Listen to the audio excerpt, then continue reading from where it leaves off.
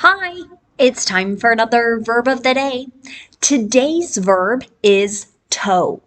Let's take a look at some of the definitions or ways that we use this verb.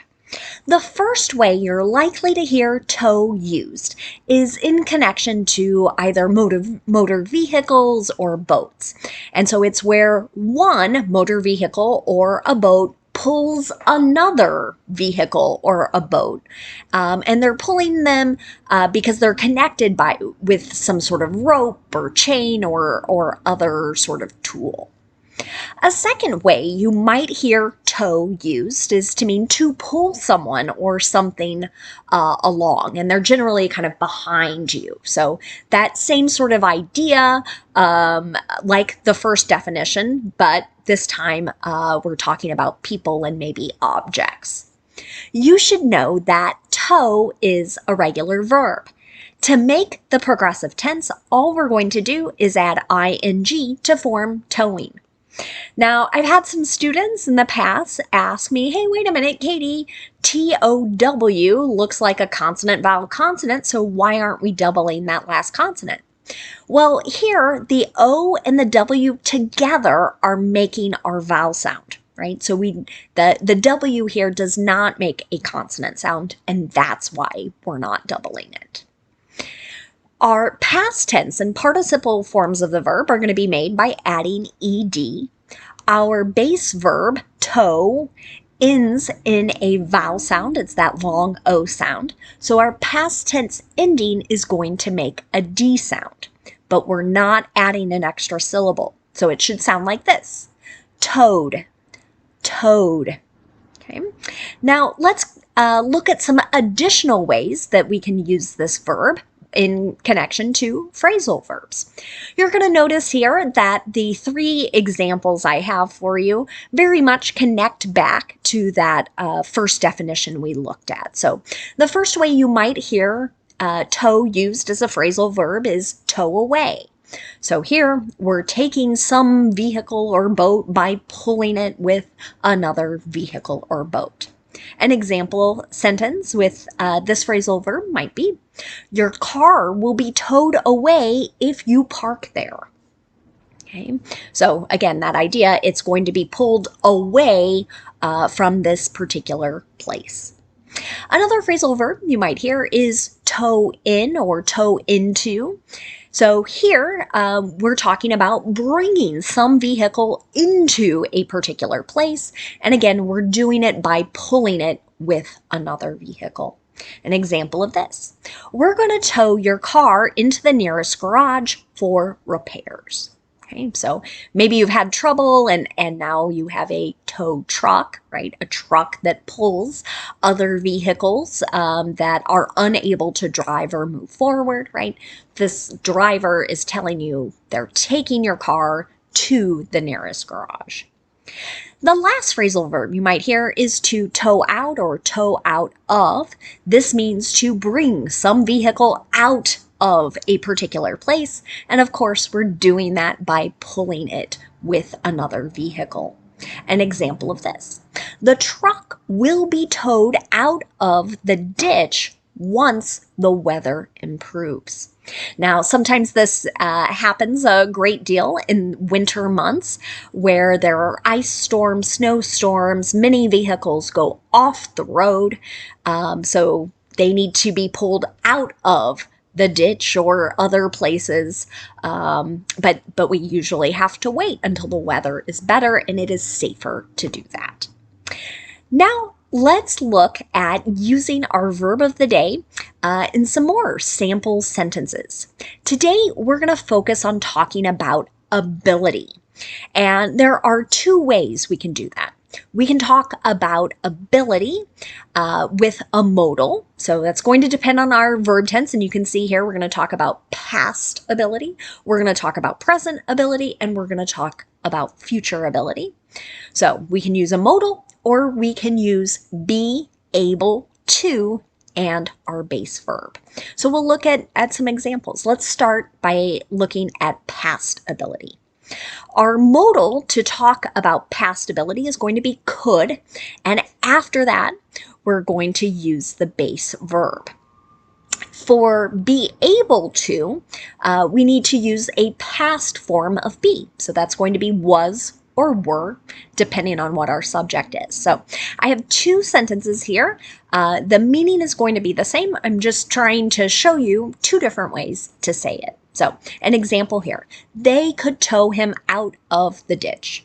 They were able to tow him out of the ditch. So they had the ability in the past. If you want to make a negative sentence, so we're describing someone did not have a certain ability in the past, we can use could not and then the base verb, or couldn't as a contraction in the base verb, or we'll use was not able to or were not able to, and again, our base verb. Here's another example. The thieves couldn't tow the camper from the campsite. The thieves weren't able to tow the camper from the campsite. So maybe they were trying to take some vehicle, but it sounds like they weren't very successful. Finally, you can ask a yes or no question about someone or some group's ability in the past. To do this, we can use could, our modal, and then the subject, then the base verb. Or we can use our past form of be, so was or were, then our subject, then able to, and the base verb. You can see that here. Could they tow the boat ashore? Were they able to tow the boat ashore? Okay. Those two, again, have the same meaning. And again, we're talking about at a point in the past. Now let's look at present ability. To talk about this, where we can use the modal can and our base verb, or we can use a present form of be, so am, is, or are, then able to, and our base verb. Here is another set of affirmative examples. This new car can tow up to 5,600 pounds. This new car is able to tow up to 5,600 pounds. Okay. Again, they both have the same meaning. We can make negative sentences as well, right? So one option is to do can, not, in our base verb, or a present form of be, then not, able to, and the base verb. You can see that in the examples. We can't tow the vehicle in this weather. We're not able to tow the vehicle in this weather. Hopefully now you're starting to see these patterns. So again, I can ask a yes or no question about someone's ability today in the present, right? You can say, can you tow my car? Are you able to tow my car? Okay. Now let's take a look at future ability. Again, we've got our two different ways. For the modal form, it's going to look the same as the present. So we're going to use can in our base verb in the affirmative. But for be able to, we'll use will be. That indicates future. And then again, our same structure here. Will be able to in our base verb. Here are some more examples. The police can tow your vehicle for several reasons. The police will be able to tow your vehicle for several reasons. So maybe this person is breaking many laws, and that's what someone else is discussing here. Again, we can make negative sentences. We're going to put not after our modal or not after be. Or not after will. Sorry, not after will. Here are two examples. The hybrid engine can't tow quite as much weight. The hybrid engine won't be able to tow quite as much weight. Finally, we've got our yes or no questions. Again, we can do a modal, a subject, base verb, or we can use will, our subject, be able to, and the base verb. Here are our last two examples. Can this truck tow the trailer? Will this truck be able to tow the trailer? Now, let's spend just a moment looking at some words that are and phrases that are related to our verb tow. And the first word we're going to look at is just the noun form. So exact same spelling, exact same pronunciation. When you hear the noun tow used, we're referring to the act of towing some vehicle or boat. An example of this, our car needs a tow, right? So the article a there is helping us know that this is a noun, right? So we need some help with this act of towing. Another phrase you might hear is in tow. This means a company or are you following, usually as a dependent party here. So let's look at our example sentence, and I think it'll help explain this meaning. Grocery shopping with the kids in tow is difficult and time-consuming. Right?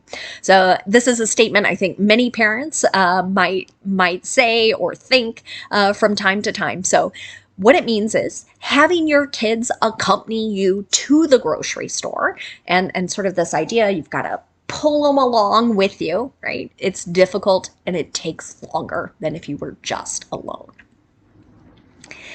I have one last note, and that is I want to encourage you not to confuse TOW with TOE.